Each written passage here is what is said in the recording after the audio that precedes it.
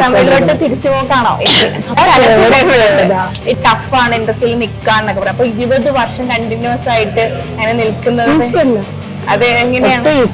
ഇപ്പൊ ഈ കർണിക മൂവിട്ട് വരുമ്പോ ഒരു മിസ്റ്ററി ത്രില്ലർ മൂവിയാണല്ലോ. അപ്പൊ ഇതിനകത്ത് പറയും പോലെ പ്രിൻസസിന്റെ ഡാർക്ക്നെസിന്റെ പ്രിൻസസ് ആണോ? അങ്ങനെ തോന്നിയോ? കണ്ടിട്ട് ട്രെയിലറൊക്കെ കണ്ടിട്ട് പറയില്ല, ഉത്തരം പറയില്ല. അപ്പൊ കാണുമ്പോ രണ്ടൊരു ഫേസ് വരുന്നതിനകത്ത് ഒരാളൊരു ഹാപ്പി ആയിട്ടുള്ള ഒരാളും ഒരാൾക്ക് ഭയങ്കര ഒരു എന്താ പറയാ റേജ് ഫീൽ ചെയ്യുന്ന ഒരാളുമാണ്. അപ്പൊ ഒരു സൈക്കോളജിക്കൽ ത്രില്ലർ ആണോ അതോ മിസ്റ്ററി ത്രില്ലർ ആണോ? എന്താണ് സംഭവം? ഇതൊരു ഹൊറർ ഇൻവെസ്റ്റിഗേഷൻ ത്രില്ലർ ആണ്. എങ്ങനെയാണ് ഈ സിനിമയിലെ റോൾ എങ്ങനെയാണ് മാമിന്റെ വരുന്നത്?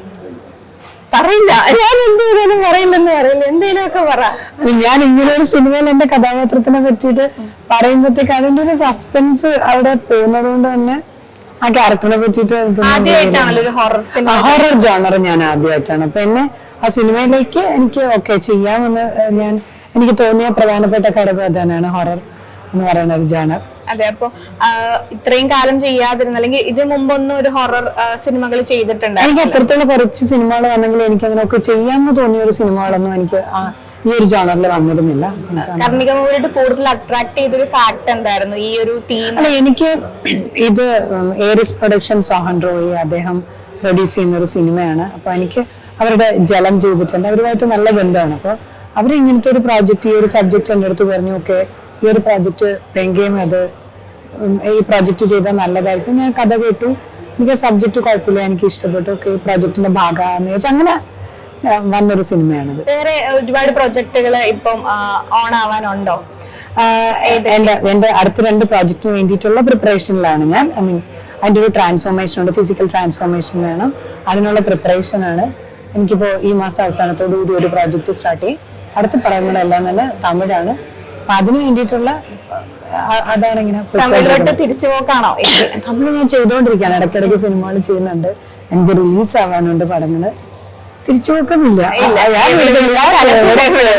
എനിക്ക് തോന്നുന്നു 20 വർഷമായിട്ട് 2000-ലാണ് ആദ്യമായിട്ട് വന്നത്. 20 വർഷമായിട്ട് നിൽക്കുന്നത്. അപ്പൊ ഇത്രയും വർഷത്തിന്റെ ജേർണിനെ എങ്ങനെയാണ് നോക്കിക്കാണുന്നത്? ഒരു ആക്ടേഴ്സിനൊക്കെ പറയും ടഫാണ് ഇൻഡസ്ട്രിയിൽ നിൽക്കാന്നൊക്കെ പറയാം. അപ്പൊ 20 വർഷം കണ്ടിന്യൂസ് ആയിട്ട് അങ്ങനെ നിൽക്കുന്നത് അത് എങ്ങനെയാണ്?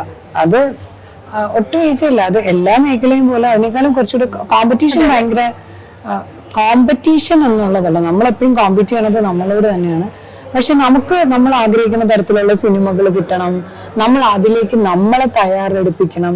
അല്ലെങ്കിൽ ഒരു നല്ലൊരു സിനിമ, ഒരു കഥാപാത്രം എഴുതുമ്പോൾ അത് എഴുതുന്ന തിരക്കഥാകൃത്തിനോ ഡയറക്ടർക്കോ ആ ക്യാരക്ടറിന് നമ്മളെ കാസ്റ്റ് ചെയ്യാന്ന് തോന്നണം.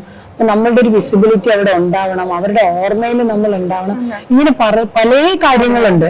അപ്പൊ അതൊന്നും അത്ര ഭയങ്കര ഒരു ഈസി ആയിട്ടുള്ള ഒരു ജേർണി അല്ല ഒരിക്കലും എന്ന് പറയുന്നത്. പ്രേക്ഷകരെ തൃപ്തിപ്പെടുത്തണം, പ്രേക്ഷകർക്ക് നമ്മൾ ഇഷ്ടമാവണം. 20 വർഷത്തിലധികം അത് അത്തരത്തിലുള്ള സിനിമകൾ ഇടയ്ക്കിടയ്ക്ക് ഇപ്പൊ ഒരു വർഷത്തിൽ നമുക്ക് 5 സിനിമ കൊടുക്കാൻ പറ്റില്ല, വർഷത്തിൽ അത്തരത്തില് ഏതെങ്കിലും ഒരു സിനിമയെങ്കിലും നമുക്ക് ചെയ്യാൻ പറ്റണം. അത് പ്രേക്ഷകർക്ക് വീണ്ടും നമ്മളെ ഓർമ്മയിൽ നിൽക്കുന്ന രീതിയിലുള്ള സിനിമകൾ ഉണ്ടാവണം.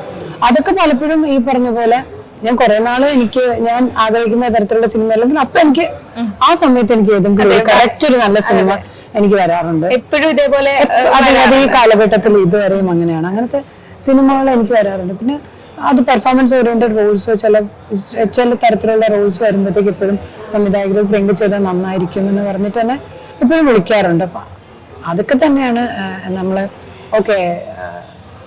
ആ സിനിമയിൽ നമ്മള് വീണ്ടും എഫേർട്ട് എടുക്കണം എന്ന് തോന്നുന്ന ഒരു പ്രധാന ഘടകം എന്ന് പറയുന്നത് അത് തന്നെയാണ്.